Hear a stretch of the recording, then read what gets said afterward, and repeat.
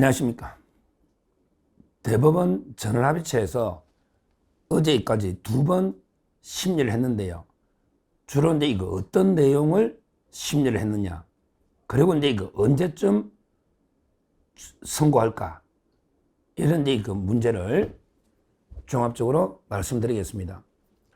일부에서는 이제 그 계속 그냥 아니 또 심한 고문하느냐, 그렇게 당하고도 이게 쏟고도 또 이게 대법원 판결을 뭐 또 이게 기대하느냐, 이렇게 비판적으로 하는 분도 있고 한데요. 이게 희망 고문이 아니고요. 그러면 이게 그러면 대법원이 선고도 안 해야 됩니까? 안 하고 이게 그냥 중단시켜놓고 이게 그냥 대선 이후로 이게 미루고 끝나면 안 하고 이렇게 해야 됩니까? 그건 아니잖아요. 빨리 선고하겠다는 게 그 의지는 저는 나쁜 게 아니라 봅니다. 왜냐하면 이게 무죄가 논다해서 이재명이가 더 날개를 더 달 건 없잖아요. 왜 그러냐면 이게 선고 안 하면 이게 그러면 이재명이가 날개 꺾입니까? 선고 안 하면? 그러니까 제 말은 이게 무죄가 넣어도 선고 안 하는 거하고 큰 차이가 없는 거예요. 근데 제가 그랬잖아요. 이미 면죄부든 살생부든 시나리오는 없다. 해봐야 하는 거예요. 대법관들이 12명이 다 의견이 다르고 최고의 법관이니까 빨리 선고해 주는 거, 이 자체가 우리한테 뭐가 더 나쁘냐고요. 제가 뭘 이렇게 더 희망 고문 하는 것도 아니고 있는 그대로 빨리 신속하게 선고해서 무죄 주라면 주라 이거지. 혼란이라도 줄이게. 근데 그런 데서 날개를 다는 게 뭐 있냐고, 이재명이가. 어차피 11개 재판이 또 남아있고 11개 재판이. 그럼 대통령 되고 나서도 재판이 진행된다는 의지를 보여주면 더 좋은 거고요. 따라서 우리가 너무 긍정적으로 말하는 것도 아니고 또 너무 부정적으로 볼 것도 아니고, 저는 면죄부도 없고 살생부도 없으니 대법관들 믿고, 저 이번에 선고한다고 그랬잖아요. 믿고 기다리되 신속하게 빨리 해주는 거는 나쁜 게 아니라고 저는 보는 거예요. 저 꽃놀이패라는 표현가 있었잖아요. 그러면 선고 안 하고 넘어가면 좋은 겁니까? 그거는 더 말이 안 되잖아요. 따라서 자꾸 대법원을 미리부터 야 그렇게 헌재한테 쏟고도 또 희망 고문하느냐. 저 고문한 게 뭐 있어요? 있는 그대로 대법원이 이렇게 빨리 선고해 나가는 과정을 말씀을 드린 겁니다. 자, 그럼 어디 사느냐? 참고로요, 대법원에 저도 여러 번 들어가 봤는데, 옛날에 법무관 때부터 대법원은 이제 서초역에 있거든요. 원래는 이제 서울시청을 지으려고, 서울시청을 옮기려고 땅을 수용했던 거예요. 근데 서울시가 지하철 2호선 때문에 부채가 늘어서 옮길 돈이 없어서 대법원한테 그 땅을 넘겨주고, 원래 대법원이 있던 광화문에 서울시 의회 건물 있잖아요. 시청 맞은편에. 이게 원래 대법원이에요. 원래 대법원은 서울시 의회가 가지고 땅을 서로 바꾼 거예요. 그러니까 서울시에서 서초역에 시청 옮기려고 수용했다가 돈이, 부채가 지하철 2호선 건설한다고 오래됐죠. 그러면서 대법원하고 기존 대법원하고 땅을 바꿔가지고 대법원이 온, 여기 서초역 대법원인데, 거기에 11층에 대법원장 조의대가 있거든요. 11층에. 근데 대법원장은 안쪽으로 문을 열고 들어가면 그게 전원 합의체 회의실입니다. 대법원장은 이제 복도로 안 나오고 그냥 문 열면 바로 들어가요. 근데 다른 대법관들은 이제 복도 쪽에 문을 열고 들어오는 거죠. 그러니까 대법원장 집무실하고 전합의체 11층에 붙어 있다. 대법원장은 이제 내부로 들어갈 수 있는 거예요. 그 권위가 있으니까.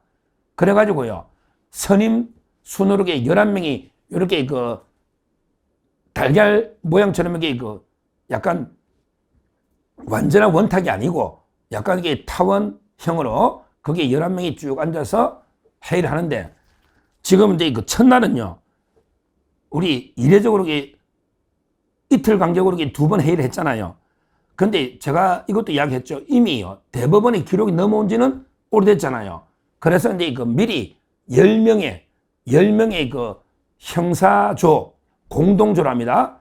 형사조 10명이 전담팀이 붙어가지고요, 이미 판결문 여러 버전으로 초안까지 써놨고, 그 다음에 보통 몇 장으로 쟁점 정리하고 증거, 여기 카드를 만들거든요. 그거까지 이미 다 만들어가지고 주심 대법관이 박영재입니다. 박영재한테 이제 검토 보고서하고 이걸 이렇게 준 거예요. 그러면 이제 그 박영재 대법관이 첫날에 다른 이제 그 사람들한테 뭐라고 이제 했느냐. 이 사건의 개요는 이렇습니다. 뭐 말 안 해도 다 알죠. 뭐 대법관들이. 그리고 이 사건의 쟁점은 요런 게 쟁점입니다. 그것도 이게 뭐 뻔히 알죠. 그 다음에 요런 증거들이 있습니다. 요런 식으로 이게 그 첫날에는 박영재 주심 대법관이 설명하고 그 다음에 그 자료들을 다른 대법관들이 공유를 해줘야 되잖아요. 그래 볼 수가 있으니까 공유를. 요게 첫날 심리입니다. 그리고 이제 그 어제 두 번째 심리는 이제 본격 토론이 들어간 거예요. 근데 대법관들도 의견 개진하면서 쟁점마다 그 본격 의견을 들어보는 이런 이제 그 본격 토론이 어제 있었다. 이런 이제 그 이야기입니다. 근데 문제는 이제 그럼 다음 전화합의체는 언제냐? 요거는 날짜를 아직 공지를 안 했습니다. 이제 그 대법관들이 기록 양 자체는 많아요. 책이. 그러니까 이제 그 궁금하면 기록 전체를 뭐 복사를 좀 해서 볼 수도 있는 거고 각 대법관들마다 본격 이제 그 고민하고 심리를 해야 되기 때문에 날짜가 며칠 걸릴지 모르니까 다음 날짜는 뭐 언제다 이건 안 정했는데 현재 그 제가 좀 이렇게 연구관들이나 좀 알아보니 옛날에 그 2020년에도 이재명이가 선거법으로 전화합의체 했잖아요. 그때는 제가 어제 방송했잖아요. 그때는 한 번 딱 심리하고 28일 만에 선고했다고요. 한 번 심리하고. 근데 이번에 벌써 두 번 심리했잖아요. 그래서 이제 뭐 심리 더 할 필요 있나? 바로 선고기를 잡지 않을까? 이렇게 예측하는 연구관도 있고, 그 다음에 다른 연구관들의 일반적인 생각은 한두 번 정도 더 할 거다. 아마 그 다음 주나 한두 번 정도는 더 할 수 있겠다. 이런 그 예측이 많아요. 그러면 빠르게 한두 번 더 하고 선고기를 지정하면 늦어도 저는 5월 12일 전에는 해주는 게 맞다. 뭐 면죄부를 주든 살생부를 주든 뭘 하든 그걸 까봐야 한다니까. 시나리오는 없는 거예요. 시나리오는. 따라서 아마 한두 번 더 하고 선고기 하지 않을까. 왜? 바로 이게 워낙 중요한 사건이니까 옛날에는 한 번 하고 잡았는데 지금은 그렇다. 그건 모르겠어요. 다음 기회를 아직 공지는 안 했거든요. 따라서 이제 다음 주에 한 번 정도 더 하고 선고기를 잡아 원래는 5월 10일 전에 하는 게 맞다. 이렇게 보고요. 6월 3일 전에는 무조건 할 거로 봐요. 6월 3일 전에는. 무조건 선거 전에 한다. 안 그러면 이렇게 서두를 이유는 없다. 원래 전화합의체는 한 달에 한 번 하거든요. 근데 3일 만에 두 번을 했다. 어떤 분들은 뭐 전화합의체가 하면 12명이 아니까 더 길어지는 거 아니냐. 꼭 그런 건 아니에요. 옛날에 이재명이는 한 번 하고 선고했다니까요. 한 번 하고. 그것도 형을 강제해본 그것도 쟁점은 간단하잖아요. 간단하다. 이번에도 뭐 얼마나 간단합니까? 백현동, 김문기. 우리 어머니도 잘 안다니까, 내용을. 제 어머니도 매일 종편 보고 방송을 보니까 이건 모르는 사람이 어딨냐, 국민 중에. 대법관들은 더 잘 알죠. 워낙에 판결문만 딱 읽어봐도 평생을 법관으로 살아온 분은 빨리 있습니다. 저도요. 저도 일반 책을 한 시간에 일반 책을 한 50페이지를 읽는다. 그러면 판결문은 한 100페이지 읽습니다. 왜냐하면 대충 쟁점 어떻게 읽어 나가야 되는지 알기 때문에 대법관들이 저보다 훨씬 더 뛰어나니까 금방 파악이 된다. 따라서 뭐 오래 할 이유는 없다. 이렇게 보이고요. 다행인 게 이번에는 권순일이 같은 놈은 없습니다. 그런 게 다행이야. 옛날에는 권순일이가 막 다른 재판관한테 설득하고 막 비타오백 하나씩 마시라고 하나씩 주고, 아니 비타오백을 지도 먹으면 안 되지. 왜 비타오백 받아 먹느냐고. 비타오백을 들고 왜 대법원에 김만배 씨가 왜 오느냐고. 그러니까 다른 대법관 불러서 비타오백 하나씩 주면서 우리 뭐 계속 이렇게 몰고 갑시다. 이런 작업하는 사람이 있었는데 지금 권순일이가 물러나고 후임이 이흥구야. 이흥구는 물론 국가보안법 전과돼 있고 조국이하고 아주 절친 동기인데, 근데 이흥구는요 좀 차분한 성격이고 평소에 말이 별로 없어요. 그 다음에 조국 사건에서 회피를 했잖아. 자기가 회피했다고. 이흥구가 고집 부렸으면 헌재 보라고, 헌재는 막 정계서에도 재판하고 다 하잖아요. 근데 이흥구는 내가 회피를 했다고. 옛날에 이재명 사건 할 때는 김선수도 회피를 했다고. 그러니까 같은 운동권도 헌재 재판관들보다는 이게 양심적이라 이거야. 헌재 재판관들은 개파이지. 우리 옛날에 김명수 위에 김선수 있다. 민변회장, 좌파, 우두머리, 김선수도 옛날에 어떻게 했냐면 이제 이재명 2020년에 전화배치할 때 김선수는 회피했다고.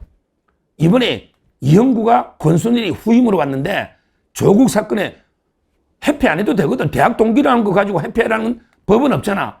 근데 양심적인 거야. 이형구가 조국 사건에 회피함으로써 조국이가 2년 구속됐다고. 이형구가 고집 부리면 만장일치잖아. 그럼 이게 전화배치로 가면 조국이가 비빌 때가 있었거든. 시간도 늘어나고. 근데 조국 입장에서는 이형구한테 엄청나게 배신감이 들죠. 아니 저놈이 끝까지 버티면 만장일치자니까 내가 교도소도 안 가고 대선도 놓을 수 있고 대법원도 이게 전화배치 가면 오래 걸리잖아. 또 이게 비빌 때가 있잖아. 5명 매수하고 뭐 6명 매수하면 그 정도로 이게 대법관들은 이것만 봐도 이게 헌재 재판관들하고 수준이 틀리잖아. 옛날에 김선수가 이재명 사건에 왜 회피했느냐.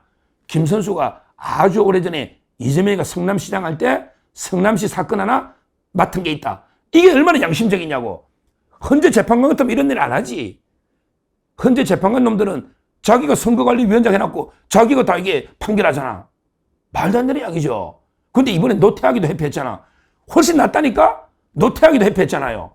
따라서 저는 대법관을 헌재 재판관분들에게 100배 낫다고 보는 게 2020년에 김선수가 회피했고 이번에 노태하기도 회피하고 그 다음에 이형구가 조국 사건에 회피하고 그러니까 제가 보기에 뭐 상당히 양심적이다.